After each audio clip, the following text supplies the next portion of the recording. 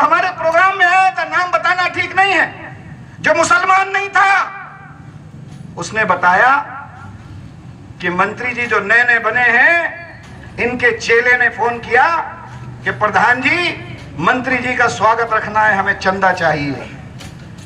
मैंने कहा चंदा? जो विधायक 4.5 साल से लूट रहा है इस बहेड़ी को, जिस विधायक का भतीजा 4.5 साल से लूट रहा है इस बहेड़ी को, अगर बहेड़ी को नहीं लूटता होता तो बताओ यहां का प्रतिनिधि है किसानों का साथ देगा या इस फैक्ट्री का साथ देगा? फैक्ट्री के प्रोग्राम में जाकर कहता है कि फैक्ट्री बहुत अच्छा पेमेंट कर रही है। आप बताओ, इतने लोग इकट्ठे हुए हो, फैक्ट्री अच्छा पेमेंट कर रही है क्या?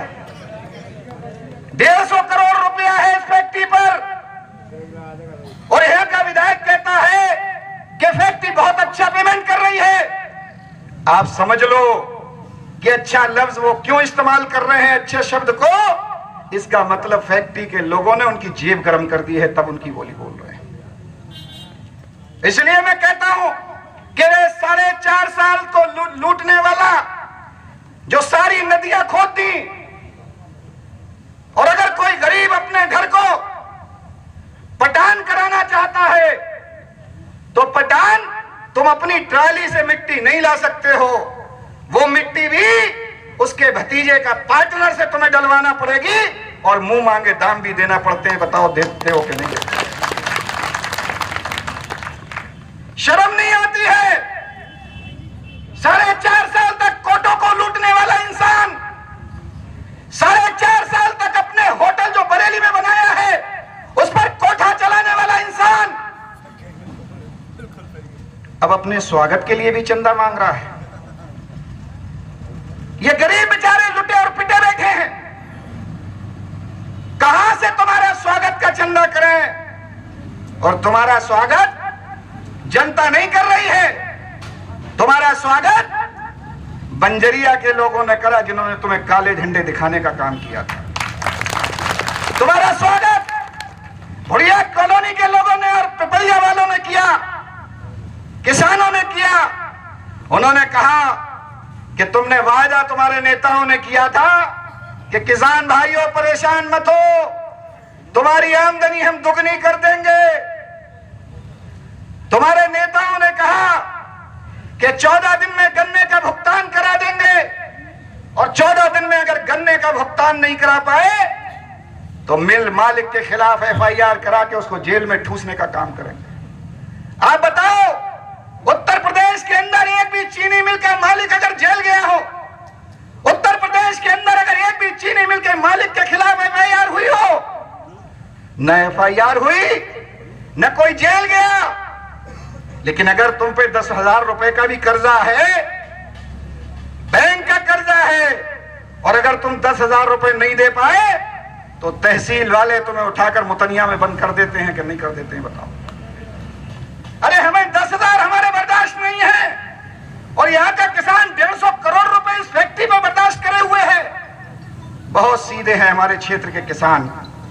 यही किसान अगर पश्चिम के होते, यही किसान अगर पंजाब के होते, यही किसान अगर हरियाणा के होते, मैं बधाई देता हूं हरियाणा के किसानों को जिन्होंने वहां के मुख्यमंत्री का हेलीकॉप्टर जमीन पर उतरने नहीं दिया। मैं बधाई देता हूं लखीमपुर खीरी के किसानों को जिन्होंने उप मुख्यमंत्री का हेलीकॉप्टर जमीन पर उतरने नहीं दिया। और उतरने क्यों नहीं दिया? ये कोई गुंडागर्दी नहीं है। वो कह रहे हैं, किसान कह रहे हैं कि हम कुछ नहीं कह रहे हैं, जो आपने कहा था किसानों तुम्हारी आमदनी हम दुगनी कर देंगे, पहले हमारी आमदनी दुगनी करो तब हम तुम्हारा हेलीकॉप्टर जमीन पर उतरने देंगे। किसान कह रहे हैं कि पहले हमारे गन्ने का 14 दिन में भुगतान करो। ये हमने नहीं कहा था, ये भारतीय जनता पार्टी के उत्तर प्रदेश के मुख्यमंत्री ने कहा था।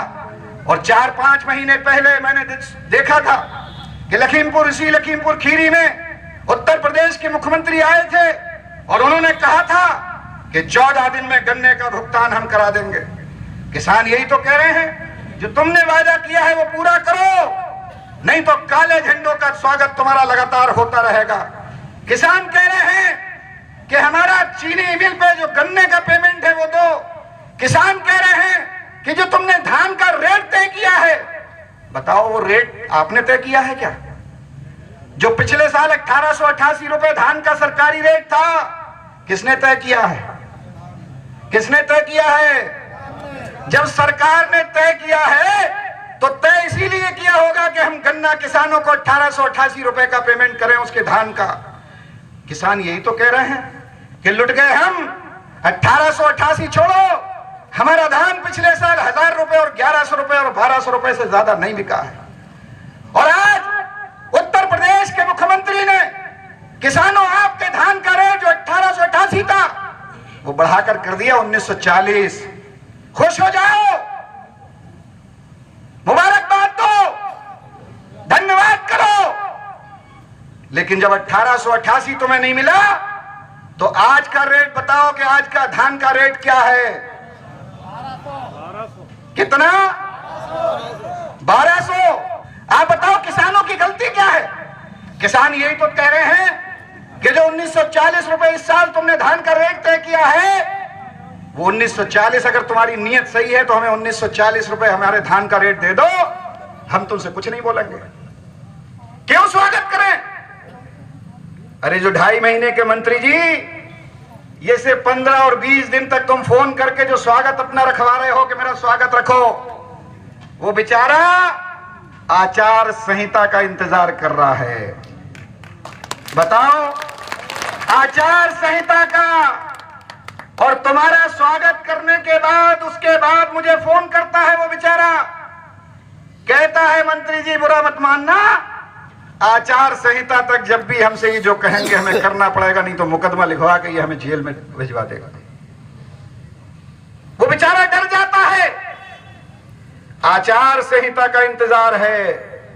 और ये इतनी भीड़, इतनी गर्मी में पत्रकार साथी खड़े हैं, मेरी बात पे गौर करें कि इतनी गर्मी के साथ और जहां पर हमारा ये सारा किसान है, इस टाइम बहुत पीक पे खेती हो, कटाई हो रही है धान की, अपने खेत से 1 घंटे को हटने को तैयार नहीं है किसान। और इन 2 बातों के अलावा नया मंत्री आया है जो लोगों पर मुकदमे लिखवाने का काम कर रहा है। आप बताओ, ये दमखोदा गांव जहां का ये खुद रहने वाले हैं, उस गांव का प्रधान जो पिछली बार सोमपाल मौर्य थे, इस बार भी चुनाव जीत रहे थे 4 वोटों से। चुनाव सोमपाल मौर्य जीते और छत्रपाल गंगवार जी ने अपनी भतीज बहू को सर्टिफिकेट दिलवा दिया। सर्टिफिकेट दिलवा दिया। जिन मौर्य समाज के लोगों ने 1-1 वोट तुम्हें देकर तुम्हें विधायक बनाया, और इतनी बड़ी तादाद में मौर्य समाज इस बहेड़ी में है। अगर मौर्य जी, अब तो तुमसे मौर्य समाज ने वादा किया है कि अगर मौर्य समाज इस भारतीय जनता पार्टी से हट जाए तो भारतीय जनता पार्टी को कोई पानी देने वाला पैदा नहीं होगा।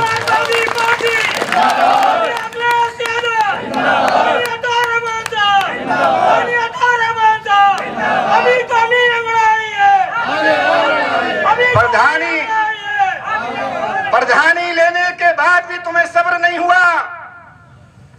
हमारा वो साथी सोमपाल मौर्य, अगर आप मिले होगे तो बहुत सीधा इंसान है, गांव का प्रधान रहा, 1 रुपए का गुनहगार नहीं है। लेकिन मंत्री जी को जो 2.5 महीने तक अपनी ताकत का एहसास कराना चाहते हैं बहेड़ी को, उन्होंने उस सोमपाल मौर्य पे अपने घर में पाइप चोरी का मुकदमा लिखवाने का काम किया है। मैं आप सबसे पूछना चाहता हूं, सोमपाल मौर्य चोरी करे या ना करे इससे कोई मतलब नहीं। मैं आपसे पूछना चाहता हूं कि बताओ, किसी मंत्री के घर में किसी चोर की हिम्मत है जो चोरी कर ले?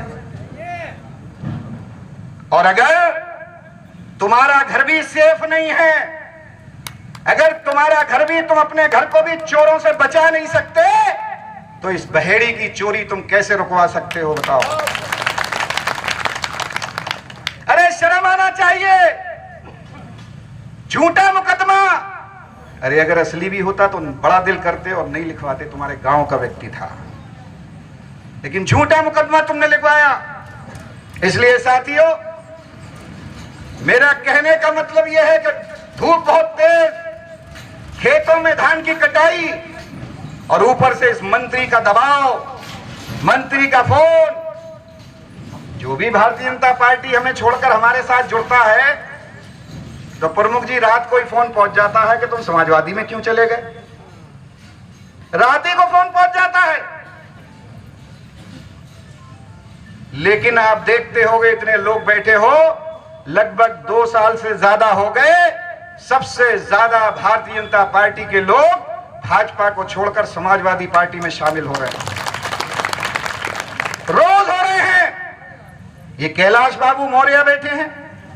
मुझे तो ऐसा लगता है कि मौर्य समाज के लोगों से छत्रपाल सिंह गंगवार जो यहाँ के विधायक हैं वो उस पर घमंड मत करो।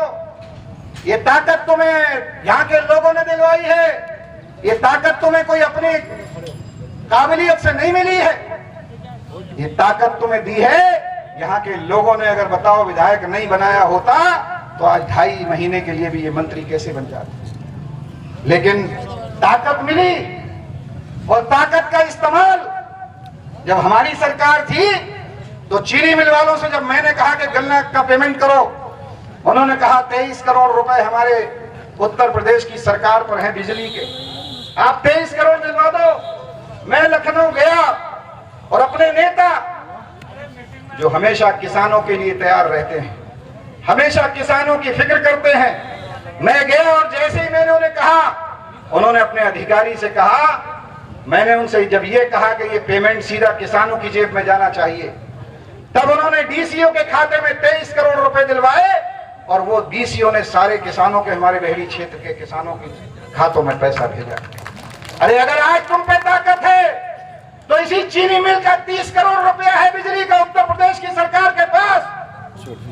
अगर तुम में ताकत है तो जिन लोगों ने तुम्हें विधानसभा के अंदर भेजा है, बताओ उस ताकत का इस्तेमाल उनकी भलाई के लिए होना चाहिए कि नहीं होना चाहिए।